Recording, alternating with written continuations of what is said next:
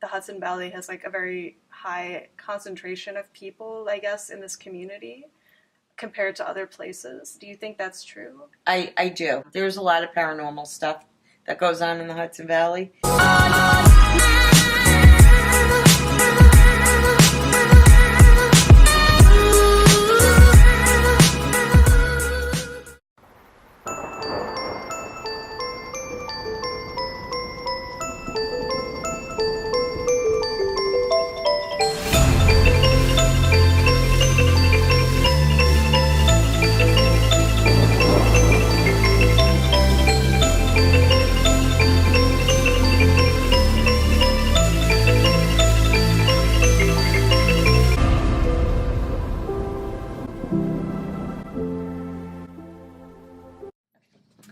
Hey guys, what's up? Welcome back to my channel, or welcome if you're new.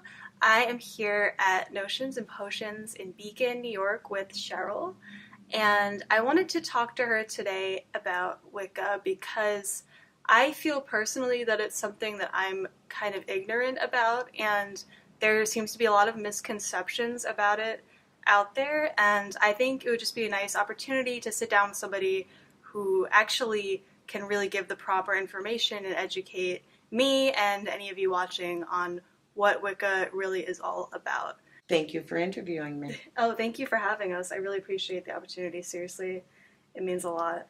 And I like to get the good message out there instead of the misconceptions. Right. Exactly. That's what I mean. It seems like in my generation, there's a lot of people that are interested in Wicca. And there's definitely like a community online, I've noticed, but I still feel like in my like day-to-day that I've had interactions with people, there's still like a lot of people that I know don't know what it is just by the things that they say, and I really think it's a shame because I feel like it's not something to be afraid of. I guess to start off with, is witch the correct term for somebody that practices Wicca, or is there a better term for that? Witch is fine. We do not mind that as a term. We don't use warlock anymore. We're all witches, male, female, alike. We go through our stages of life. First you're the maiden, and then you become a mother, and then you become a crone. Crone is basically after you've gone through menopause. So you're in the teaching phase. The crone for the male side would be sage. Okay.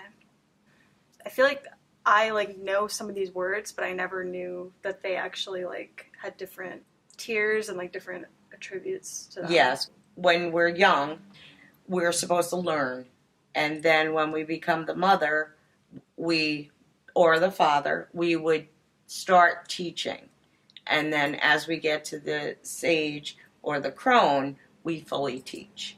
We're a little bit more stern. Obviously, it's in your personality that once you get older, you get a little bit more stern, a little less patience maybe, but you're still nurturing at that stage of life. What would you say is the main message or the main belief behind Wicca? If you had to say there's one message, what would it be? It's basically what we do is look for good. We pray for good. When we do spells, I also call them prayers. We manipulate stuff to make things happen. We just like you would pray to manipulate goodness to come out, that's what we do. We do not do anything bad because there's the threefold law that we adhere to. So whatever you put out comes back threefold. So 3 times. So if you wish something bad on somebody, it's going to come back to you 3 times as worse. So we try to keep everything good. We don't believe in the devil. We rely on us to keep things good. Speaking of the devil, because I've heard this come up before, people I think confuse devil worship and sacrifices with witches. I've heard that before, people think that witches sacrifice animals. Is that something that is done in Wicca, or is that just a misconception? Not in paganism and not in Wicca. What we do, we give gifts to our deities. We give stuff that they don't enjoy anymore. We give them alcohol, we give them cigars, we give them food, stuff like that. That's our offering in paganism and Wicca. Things that they would actually like. Yes, yes, absolutely. And how long have you been practicing? I've been practicing probably about 30, 35 years. Wow. So when did you decide to go into this path? It just came to me. I was brought up Jewish. I have Jewish parents. They still practice. My parents asked if I would like to learn the Kabbalah, which is Jewish mysticism. It's very intense and very number-oriented, and I just couldn't focus enough on it, so I went the pagan path. Talked to Norse deities and Greek and Roman as well. But I go to them for their specialties. So Fortuna is the goddess of wealth and money. Aphrodite is love. So if I want anything love, nurturing, stuff like that, I would seek their help. People ask all the time if they're Catholic, do they have to give up Jesus? And I tell them absolutely not. He was a healer. So if they're inclined to pray to him for help, then absolutely. That's really Absolutely, yes. That's really interesting. So you think people could be, like, practice Wicca and then still be kind of part of another religion, I guess you would say? Absolutely. Wicca is absolutely fine with that. You can, tiptoe on both. Yeah. As long, the other religions don't like it, but as long as you're not within their grasp, you can do whatever you want. You have free will. We don't push our religion on anybody. If anybody has questions, we cultivate and give answers and let them form their own opinion, hence free will.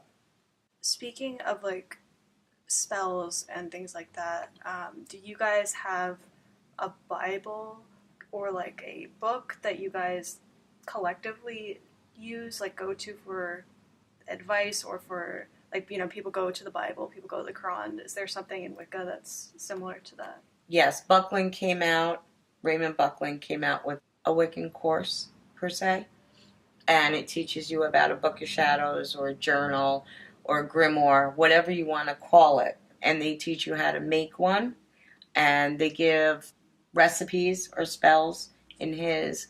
There's plenty out there in books. There's great authors out there that have written good spells that you can follow. What you usually do in your grimoire is you usually perform a spell.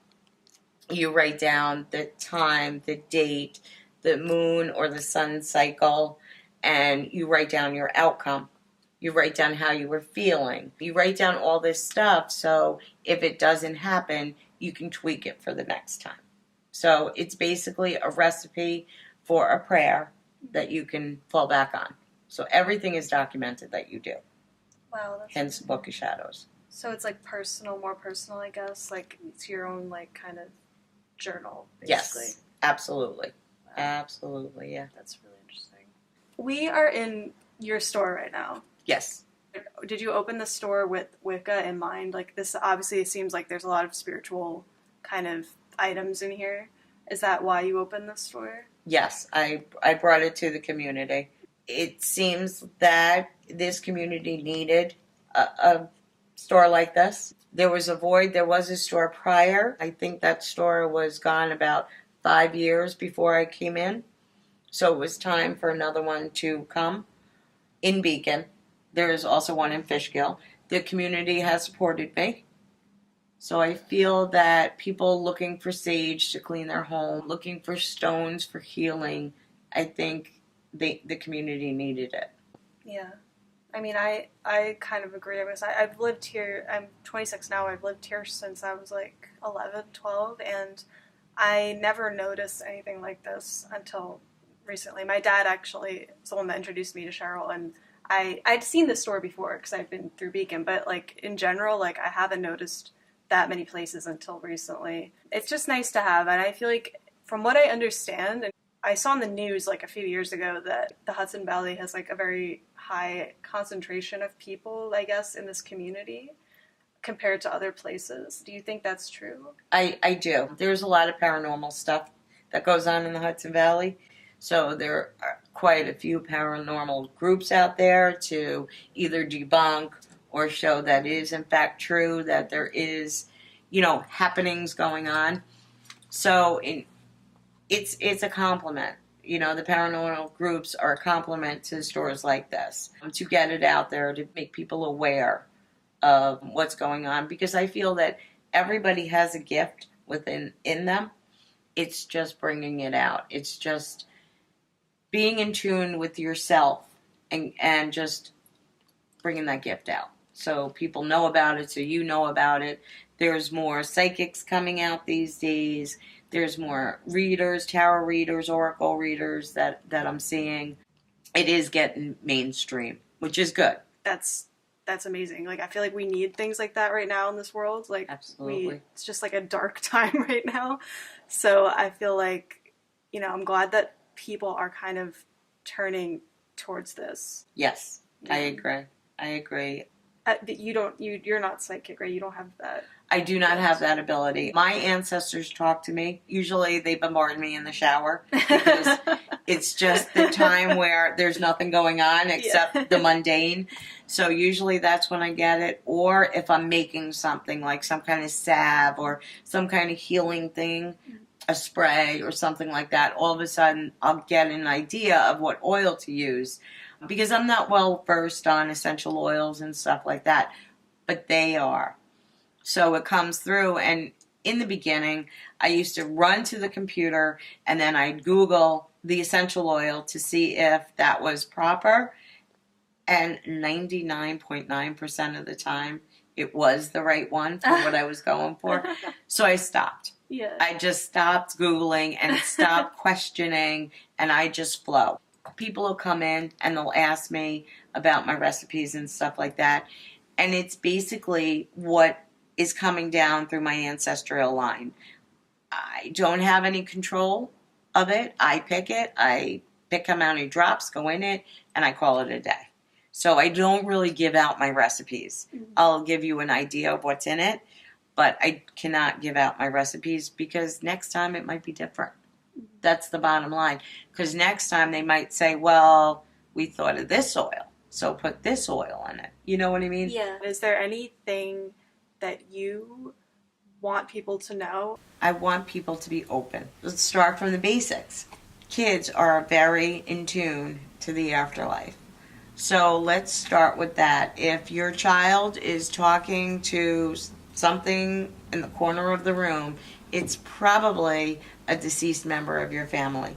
Be open to it. Don't, shun the child. Ask the child what they saw and stuff like that, but don't push it. My grandson has done that. He's talked to other spirits and so on and so forth. Let it be. Be open to what's going on in the psychic world. Kids, they're more perceptive, I guess. Mm-hmm. Yes. I definitely feel like I was like that when I was younger. Like, I remember things, and it's like, I wish, like, I try now to be so open, but it's like, it's very hard. I think I guess it's just something that just comes over time if you keep being conscious about it. I'm not sure. It stays with you. You can always tap into it through meditation and stuff like that as you get older. It's the parents that don't believe it and tell the kids that, I don't know what you're talking to. There's nobody there. You don't know what the kids are saying. As long as they cultivate it and don't make fun of it, that I think that later down the road, through meditation and through knowing your own being, you can bring it back out.